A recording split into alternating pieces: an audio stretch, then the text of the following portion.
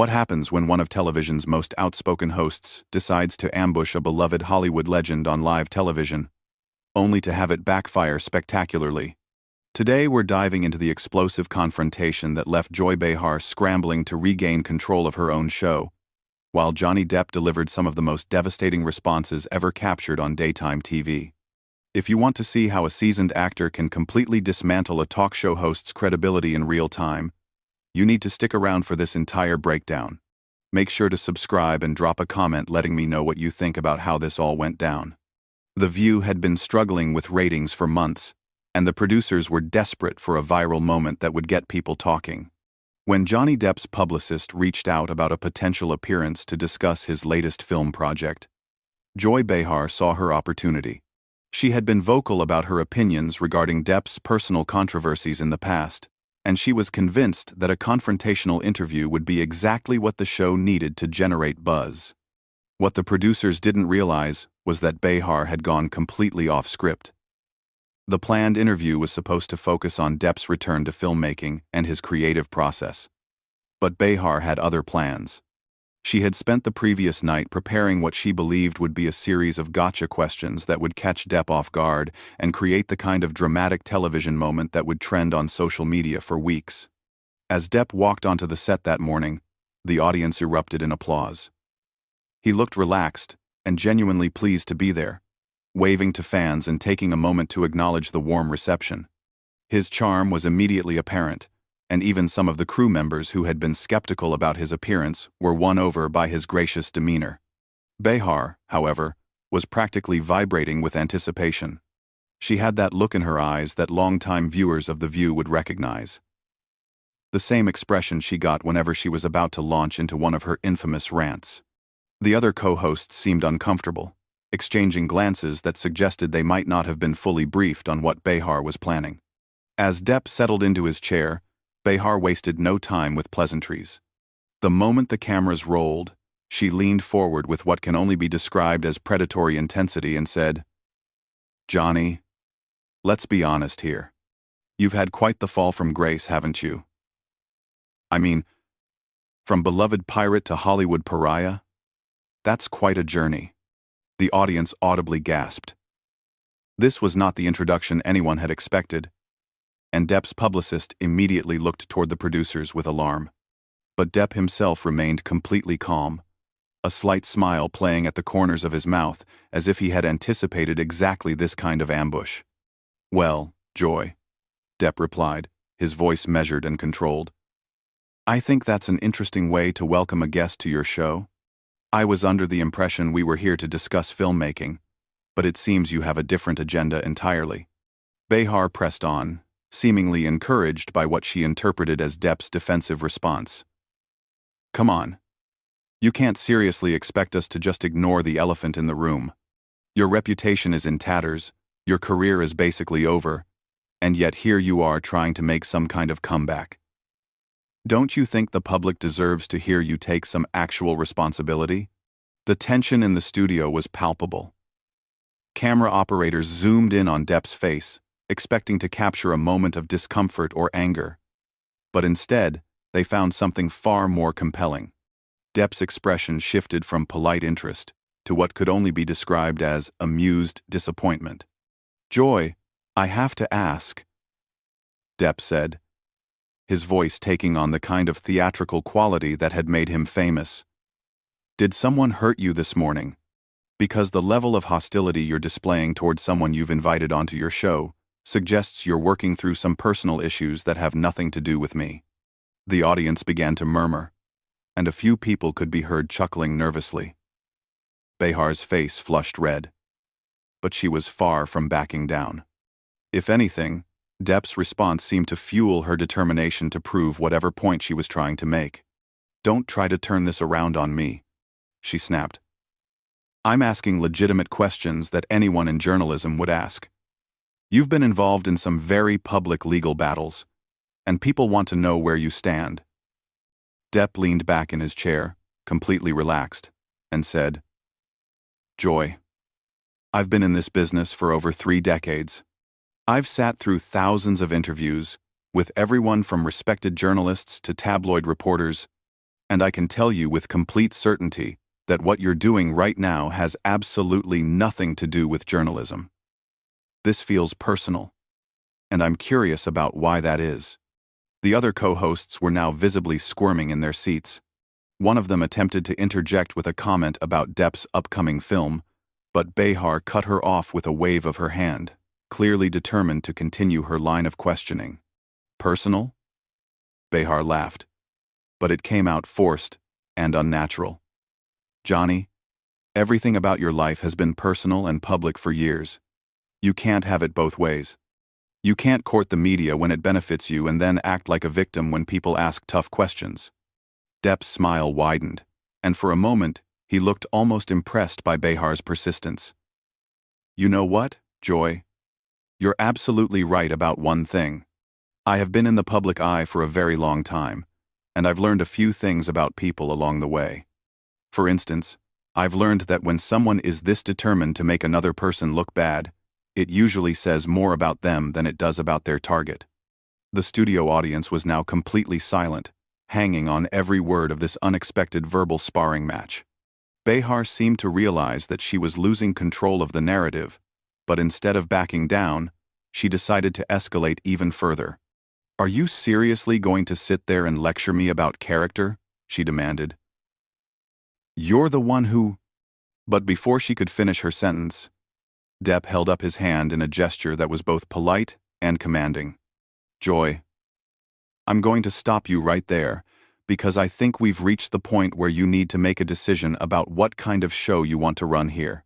The silence that followed Depp's statement was deafening.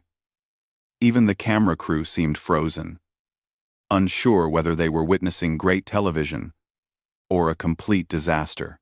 Behar's mouth opened and closed like she was trying to find words that simply wouldn't come, and for the first time since the interview began, she looked genuinely uncertain about how to proceed.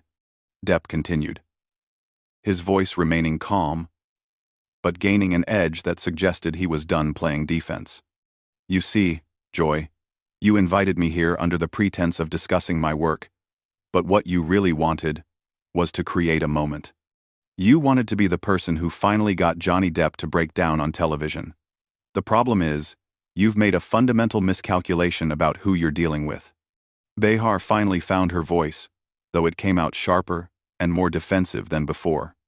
I don't know what you think you're implying, but I'm a professional journalist with decades of experience interviewing celebrities. I don't need to create moments. They happen naturally when people are honest. Journalist? Depp repeated, and his tone carried just enough surprise to make it clear he found the description amusing. Joy, with all due respect, you host a daytime talk show where you and your co-hosts discuss pop culture and politics. That's entertainment, not journalism. And the fact that you're trying to hide behind the shield of journalism to justify what is clearly a personal attack tells me everything I need to know about your character. The audience was now completely captivated. What had started as an uncomfortable ambush was turning into something far more compelling. A masterclass in how to handle hostile questioning without losing composure. Several people in the audience could be seen leaning forward in their seats, completely absorbed in the verbal chess match playing out before them. One of the other co-hosts tried again to redirect the conversation, saying, Johnny, maybe we could talk about your new film project and what drew you to that particular role. But Behar wasn't about to let anyone derail what she still believed could be her moment of triumph. No, I think we need to finish this conversation, she said firmly.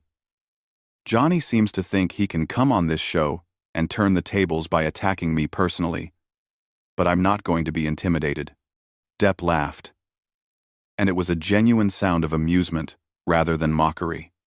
Joy, I haven't attacked you personally.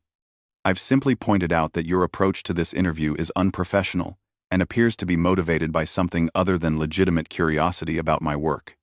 If you want to call that an attack, then I think you're proving my point about this being personal for you. Behar's face was now bright red, and her voice rose as she said, You want to talk about unprofessional? Let's talk about someone who thinks they can waltz back into Hollywood after everything that's happened, and expect people to just forget about their behavior. There it is. Depp said softly, but his words carried clearly through the studio. Now we're getting to the real issue, aren't we? You're not upset about anything I've done professionally. You're upset because you've decided that I should be punished, and the fact that I'm still working, still creating, still being invited onto shows like yours, that bothers you on a personal level. The accuracy of his observation seemed to hit Behar like a physical blow. She sat back in her chair, clearly struggling to formulate a response that wouldn't confirm what Depp had just suggested. The other co-hosts were now looking everywhere except at their colleague, obviously uncomfortable with how far this had gone. I think, Depp continued, what's really happening here is that you've appointed yourself as some kind of moral arbiter for the entertainment industry. You've decided who deserves redemption and who doesn't. And you're frustrated that the rest of the world doesn't necessarily agree with your assessment. Behar finally exploded. Don't you dare try to psychoanalyze me. I have every right to ask tough questions. And if you can't handle that, then maybe you shouldn't be doing interviews. Joy, Depp said, his voice dropping to almost a whisper, forcing everyone in the studio to strain to hear him. I've handled tougher questions from actual journalists who knew how to ask them without making it personal. What you're doing isn't tough questioning. It's just mean-spirited. And the fact that you can't see the difference is deeply concerning. The camera caught Behar's reaction perfectly. Her face cycling through anger, embarrassment, and something that looked almost like panic. She had clearly expected Depp to either get angry and storm off, or to become defensive and flustered. Instead, he was systematically dismantling her entire approach while remaining completely composed. You know what I think happened here? Depp asked, addressing not just Behar but the entire studio audience. I think someone told you that being aggressive and confrontational would make for good television, and you confused aggression with intelligence. You thought that if you came at me hard enough, I'd crumble, and you'd look like some kind of fearless truth-teller. But the truth is, there's nothing fearless about ambushing a guest on your own show. That's actually quite cowardly. 1. The audience was now completely silent, hanging on every word. Even the other co-hosts seemed transfixed by what was unfolding. Behar looked around desperately, as if searching for support from her colleagues, but found none. I want to ask you something, Joy. Depp continued. When you were preparing for this interview, did it occur to you that I might actually be a human being with feelings? Or did you just see an opportunity to score points by taking shots at someone you perceive as vulnerable? Behar's mouth opened, but no sound came out. For someone who made her living talking, she seemed to have completely run out of words. The silence stretched on for what felt like an eternity, and it was clear that she had lost complete control of not just the interview, but the entire situation. Finally, Depp leaned forward and said, Joy, I came here today to talk about my work, to connect with your audience, and to have what I hoped would be an intelligent conversation. Instead, I've been subjected to what feels like a personal vendetta, disguised as journalism. I think your viewers deserve better than that. And frankly, so do you. The weight of Depp's words hung in the air like a challenge that everyone in the studio understood but no one knew how to address. Behar sat frozen. Her usual quick wit completely abandoned her, and the longer the silence stretched, the more obvious it became that she was in way over her head. The camera operators were getting shots that would become legendary, capturing every micro-expression of her growing panic. One of the producers could be seen frantically gesturing from behind the cameras, clearly trying to signal for a commercial break. But Behar either didn't see the signals or was too proud to take the lifeline being offered. Instead, she made what would prove to be the biggest mistake of her career by deciding to double down on her failed strategy. You know what, Johnny? She said, her voice shaking with barely controlled rage. You can sit there and act like the victim all you want, but everyone watching this knows exactly what kind of person you really are. You can't charm your way out of the truth forever. The moment those words left her mouth, something shifted in Depp's demeanor. The patient, almost amused tolerance he had maintained throughout the interview vanished, replaced by something far more dangerous. When he spoke, his voice carried a cold precision that made everyone in the studio sit up and take notice. "Joy, I want you to listen very carefully to what I'm about to say. Because this is important. You just accused me of being a bad person on live television without offering a single specific example of wrongdoing. That's not journalism. That's not entertainment. That's defamation. And the fact that you think you can do that without consequences tells me that you've been surrounded by yes people for so long that you've forgotten how the real world works." Behar's face went pale as the implications of what she had just done began to sink in. She looked toward the producers again, this time with obvious desperation. But Depp wasn't finished. "But here's what's really tragic about this whole situation," he continued. "You had an opportunity today to have a real conversation with someone who has spent decades in this business. Someone who could have shared insights about creativity, about resilience, about the craft of acting. Instead, you chose to turn it into a cheap shot fest because you thought that would make you look tough. All you've really accomplished is showing your audience that you're willing to sacrifice basic human decency for what you hope will be a viral moment." The audience was completely riveted now, and several people could be seen nodding in agreement with Depp's words. Behar looked around the studio desperately, as if searching for someone to rescue her from the hole she had dug for herself. But even her co-hosts were avoiding eye contact. "I want to address your audience directly for a moment," Depp said, turning to face the cameras. "You deserve hosts who treat their guests with respect, who ask thoughtful questions, and who are genuinely interested in having conversations, rather than creating conflict for its own sake. What you've witnessed here today is what happens when someone mistakes cruelty for courage." Behar finally found her voice again. But it came out as a desperate shriek. "How dare you lecture my audience? This is my show, and I'll run it however I see fit." "Actually, Joy," Depp replied with devastating calmness, "I think you'll find that this is the network's show, and the sponsor's show, and ultimately, the viewer's show. You're just temporarily in charge of it, and based on what I've seen today, I suspect that arrangement might not last much longer." The look of horror that crossed Behar's face suggested that Depp's words had hit far too close to home. The rumors about declining ratings and advertiser concerns were apparently well-founded, and his casual mention of her potentially tenuous position clearly struck a nerve. "I think," Depp continued, "what we have here is someone who has become so comfortable with being mean that they've forgotten how to be anything else. You've built your career on being the person who says what others won't. But somewhere along the way, you confused being honest with being cruel. And now, when faced with someone who won't be intimidated by your tactics, you don't know what to do." Behar stood up abruptly, her chair rolling backward with such force that it nearly knocked over one of the stage lights. She shouted, "I don't have to sit here and listen to this." "Actually," Depp said, remaining perfectly seated and composed, "you invited me here. So yes, you do have to sit here and listen to this. Unless, of course, you want to walk off your own show, which I suppose would be one way to handle the situation." The challenge in his voice was unmistakable, and Behar seemed to realize that she was trapped. If she walked away, she would look weak and unprofessional. If she stayed, she would have to continue enduring what was essentially a public dismantling of her credibility. Either choice would be humiliating, but walking away would be admitting defeat. She sat back down heavily, but her attempt to regain control was pathetic to watch. "We're going to take a commercial break," she announced, her voice barely steady. "No," Depp said firmly. "We're going to finish this conversation first."